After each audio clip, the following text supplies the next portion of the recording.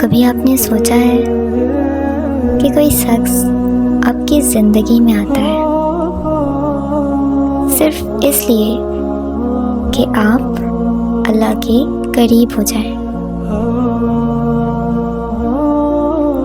وہ شخص جس سے مل کے لگتا ہے سب کچھ ٹھیک ہو جائے گا، سب کچھ پہلے جیسے بہترین ہو جائے گا۔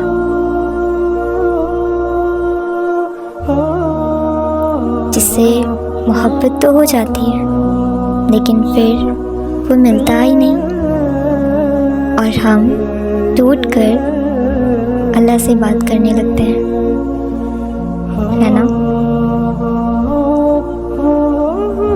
دعائیں آنسوؤں میں بدل جاتی ہے اور وہ رشتہ ایک ذریعہ بن جاتا ہے اللہ کے قریب جانے کا۔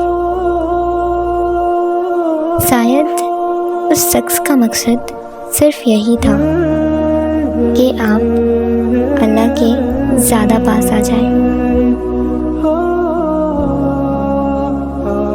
کبھی کبھی محبت ہمیں عبادت سکھا دیتی ہے، راتوں کا رونا تہجد بنا دیتا ہے، اور دل کا درد صبر اور توکل میں بدل جاتا ہے۔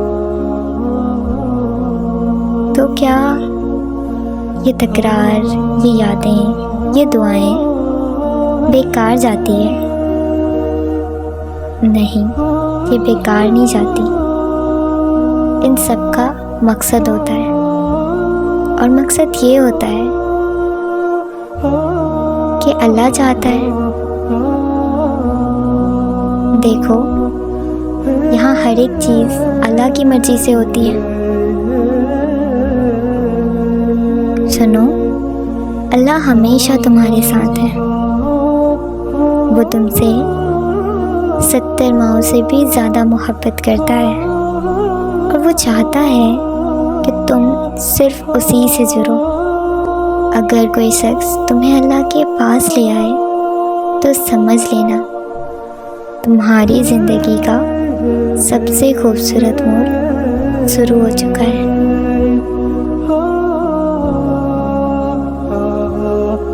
کیوں پتہ ہے؟ کیونکہ جب ایک ایسا شخص آپ کی زندگی میں آتا ہے جو آپ کو پوری دنیا سے الگ کر دیتا ہے، پھر آپ کو فرق نہیں پڑتا کہ پوری دنیا آپ کو کیا کہتی ہے، تب صرف اور صرف آپ کو مطلب اللہ سے ہوتا ہے کہ میرا اللہ کیا کہتا ہے۔ اور وہی محبت ہوتی ہے جو ہمیں اللہ سے جوڑتی ہے، کیونکہ وہ ایسی ویسی محبت نہیں ہوتی۔ وہ محبت جو ہمیں اللہ کے قریب کر دے وہ کبھی غلط نہیں ہو سکتی۔ اور اگر کبھی سوال آئے کہ کیا یہ مکمل ہو سکتی ہے، تو اپنے آپ کو صرف یہی کہنا کہ محبت اللہ نے دی ہے تو مکمل بھی وہی کرے گا۔ جسے توکل ہوتا ہے وہ پوری دنیا کی بات نہیں، وہ صرف اور صرف اللہ کی سنتا ہے۔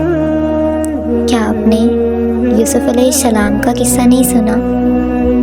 کیا آپ نے زکریا علیہ السلام کا قصہ نہیں سنا؟ سنا ہے نا؟ پھر صبر کریں اور وقت کا انتظار کریں، اس وقت کا جس وقت آپ کی دعاؤں میں کن فیکن کیا جائے گا۔ اللہ ہے نا، وہ سب سنبھال لے گا۔ آپ تو بس دعاؤں میں ہر وقت اسے یاد رکھیں جس نے آپ کو اور آپ کی پوری زندگی کو بدل کر رکھ دیا ہے۔ اللہ سب سنبھال لے گا۔ اللہ ہے نا، وہ سب ٹھیک کر دے گا۔ بس آپ صبر اور یقین سے دعائیں کرتے رہیں، جو ہوگا سب بہترین ہوگا انشاءاللہ۔ اور ایک بات ہمیشہ یاد رکھیں، جو یادیں بھلائے نہیں بھلائی جاتی،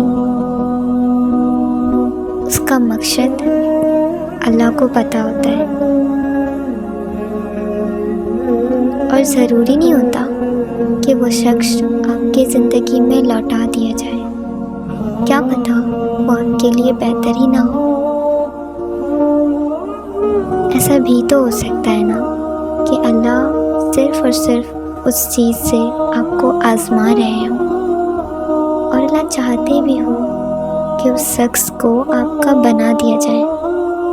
تو پھر آپ یقین رکھیں اللہ نا ہر چیز پہ قادر ہے۔ آپ نے دیکھا ہے نا کہ کس طرح سے اللہ نے آپ کو ہر اس موڑ پر سنبھالا ہے جس وقت آپ ٹوٹ کے بکھر چکے تھے، جس وقت آپ کو کوئی بھی راستہ نظر نہیں آ رہا تھا، پھر اللہ نے ہی تو آپ کو اٹھایا تھا، اللہ نے ہی تو آپ کو بتایا تھا کہ میرے بندے، میں نے تجھے بس اپنے قریب لانے کے لیے یہ سب کیا ہے۔ اور پھر کیسے آپ کا دل پرسکون ہو گیا تھا؟ یقین ہے نا آپ کو اللہ پر؟ پھر اور بھی شدت سے دعائیں کریں، دیکھنا وہ تمام دعائیں ایک دن آپ کے نصیب کا حصہ ہوگی۔ جس دعا کے خاطر آپ آدھی رات کو اٹھ کر، آپ رات کے آخری پہر میں اٹھ کر اللہ تعالیٰ کے سامنے ہاتھ پھیلاتے ہو، اللہ ہے نا، وہ سب ٹھیک کر دے گا انشاءاللہ۔